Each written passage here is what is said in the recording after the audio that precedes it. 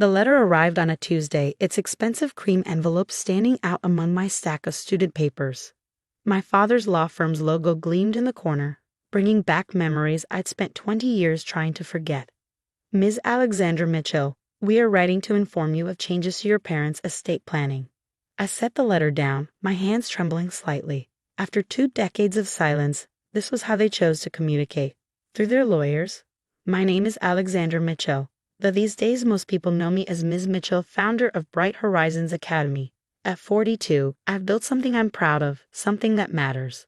But 20 years ago, I was just a disappointed daughter being cast out of my family for choosing the wrong career path. The memory of that night still burns clear in my mind. My father, Richard Mitchell, standing in his mahogany-paneled study, my teaching program acceptance letter crumpled in his fist. Teaching. He'd spat the word like it tasted bitter. We didn't pay for 4 years at Princeton so you could waste your life babysitting other people's children. My mother had stood silently by the window, her perfect posture and pressed silk blouse a testament to the privilege she'd married into. Think about what you're throwing away, Alexandra, she'd said softly. The connections, the opportunities. I am thinking. I'd replied, my voice steadier than I felt. I'm thinking about making a difference, about helping children learn and grow. Spare me the idealistic nonsense, my father had cut in. If you want to throw away your potential, fine. But don't expect us to support this phase. He torn the acceptance letter in half, letting the pieces flutter to his imported Persian rug. Choose now. Either join the firm as planned or leave with nothing. I'd chosen nothing. Now, 20 years later, I stared at the law firm's letter, wondering what could have prompted this sudden contact. I'd heard bits and pieces about my family over the years, mostly through old school friends. My father had expanded his firm, opened offices in 3 more cities. My mother still chaired the hospital board's charity committee. They'd written me out of their will years ago, a fact they'd made sure reached me through mutual acquaintances. Ms. Mitchell, my assistant Jenny, poked her head into my office. The parent council meeting starts in 5 minutes. I tucked the letter into my desk drawer. Whatever my parents wanted could wait. I had a school to run. Bright Horizons Academy hadn't started as a grand vision. After leaving home that night with nothing but a backpack and my savings, I completed my teaching certification and taken a job at an inner-city public school. The challenges there, underfunding, overcrowding, students falling through the cracks, had sparked an idea. What if education could be different? What if we could create a school that combined academic excellence with emotional intelligence, that taught not just subjects but life skills? It had started small tutoring sessions in my tiny apartment, then after-school programs in a rented church basement. I'd worked 3 jobs to save money, lived on ramen noodles and determination. My first proper classroom was a converted warehouse space with second-hand furniture and donated books. Now, 15 years later, Bright Horizons occupied a sprawling campus on the outskirts of the city. We had waiting lists 3 years long, revolutionary teaching methods being studied by universities, and most importantly, students who were thriving. The parent council meeting that morning was about our latest expansion plans. We needed more space, more resources to accommodate the growing demand. Parents sat around the conference table, doctors, business owners, community leaders, all united in their commitment to educational innovation. The new STEM wing will cost approximately $12 million, I explained, pulling up the architectural renderings. But it will allow us to double our science and technology programs. And the funding, Dr. Carter, one of our longtime board members, asked. I smiled. Already secured. The Mitchell Education Foundation has been busy. That was the irony my parents had never bothered to discover. While they'd been mourning their daughter's wasted potential in teaching, I'd built something bigger than they could have imagined. The Mitchell Education Foundation, funded initially through my tutoring income and eventually through grants and donations, had grown into a powerful force for educational change. After the meeting, I finally opened my father's law firm's letter completely. The language was formal, detached. Recent changes in your parents' estate planning necessitate a review of certain arrangements. Your presence is requested at a family meeting. Everything okay? Jenny asked, noticing my expression. I folded the letter carefully. My parents want to meet. After 20 years, she knew my story. Most of my staff did. It was part of Bright Horizons' origin story that I rarely shared the full details. Are you going to go? I glanced out my office window at the bustling campus below. Students hurried between classes, teachers led outdoor discussions under shade trees. Life hummed with purpose and possibility. Everything I'd built without their help or approval. I think I have to, I said finally, if only to show them exactly what their wayward daughter has accomplished. That evening, I sat in my home office, surrounded by the evidence of my journey, awards from educational organizations, news articles about Bright Horizons' innovative programs, photos of graduating classes, hundreds of students who'd gone on to great things. My phone buzzed with a text from my best friend Maria. Heard about the meeting. Want backup? Maria had been there that night 20 years ago, had let me crash on her couch while I figured out my next steps. She watched me build Bright Horizons from nothing, had celebrated every milestone and setback along the way. I got this, I texted back.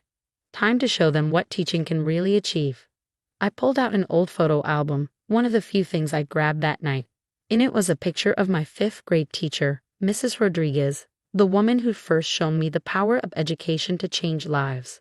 She believed in me when my own parents couldn't see past their expectations. My phone rang, the law firm's number. Ms. Mitchell, just confirming your attendance at Thursday's meeting. I'll be there, I said firmly, and please tell my parents to bring their estate documents. They might find them educational. As I hung up, I caught my reflection in the window. I wasn't that scared 22-year-old anymore, leaving home with nothing but dreams and determination. I was Alexandra Mitchell, educator, innovator, builder of futures. Thursday's meeting would be interesting indeed. The law firm of Mitchell and Associates hadn't changed much in 20 years. The same mahogany paneling, the same oil paintings of stern-faced partners pasts, the same air of old money and power. I stepped off the elevator in a tailored navy suit, my heels clicking against the marble floor with purpose. Ms. Mitchell, the receptionist greeted me, her eyes widening slightly with recognition. They're waiting in the main conference room. Of course they were. The main conference room, where my father always held his most important meetings. I played there as a child, drawing quietly in the corner while he negotiated million-dollar deals. I paused outside the heavy double doors, taking a deep breath. Through the frosted glass, I could see 3 silhouettes, my father, my mother, and someone I assumed was their lawyer. Alexandra, my mother spoke first as I entered, her voice carrying that familiar note of careful control. She aged well, her silver hair elegantly styled, her posture still perfect. You look successful. Hello, Mother. Father. I took a seat across from them, setting my briefcase on the polished table. Shall we discuss why I'm here after 20 years of silence? My father cleared his throat, looking uncomfortable for the first time I could remember. We've been reevaluating certain decisions. Indeed. I raised an eyebrow. And what prompted this reevaluation? Their lawyer, a thin man with wire-rimmed glasses, shuffled some papers. Perhaps we should begin with the formal aspects. Actually, I interrupted. I'd like to hear it from them. I looked directly at my father. Why now? He shifted in his chair, his legendary courtroom confidence nowhere to be seen. We saw the article in Forbes.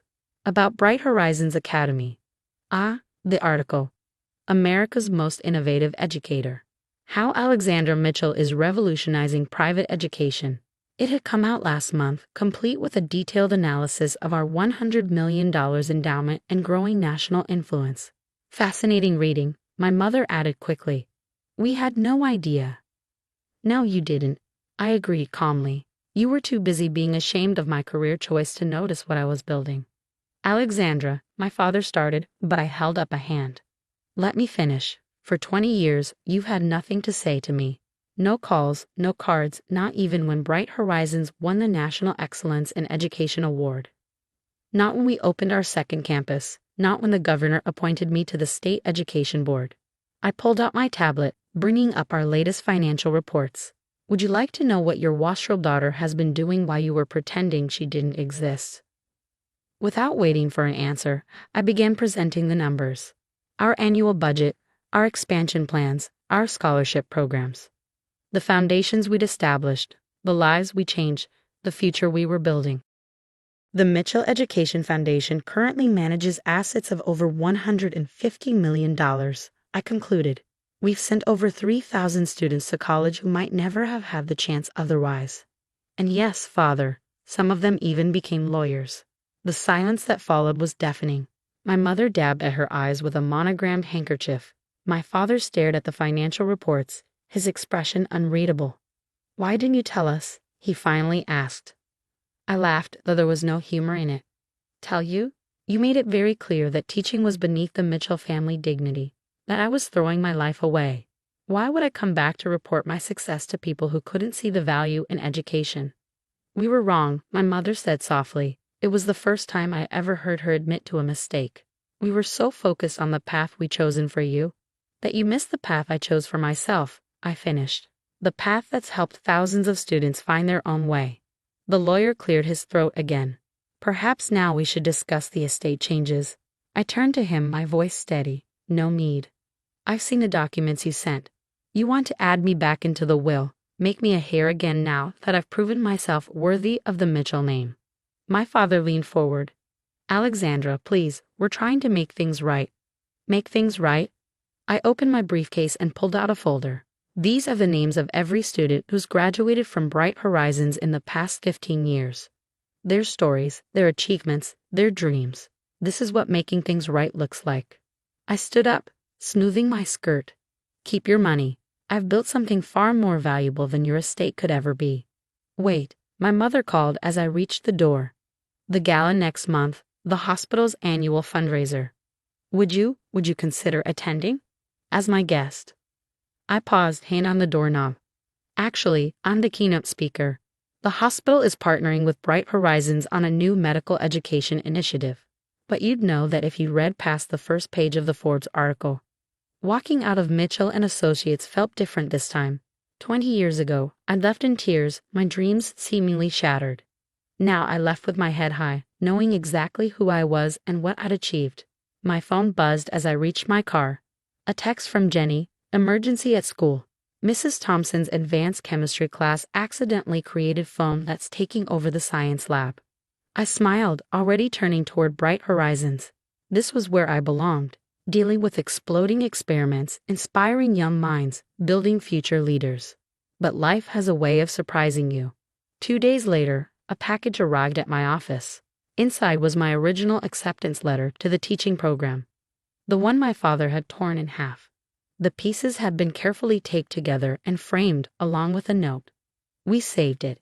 Even when we couldn't understand your choice, some part of us must have known you would prove us wrong. We are sorry. And we are proud."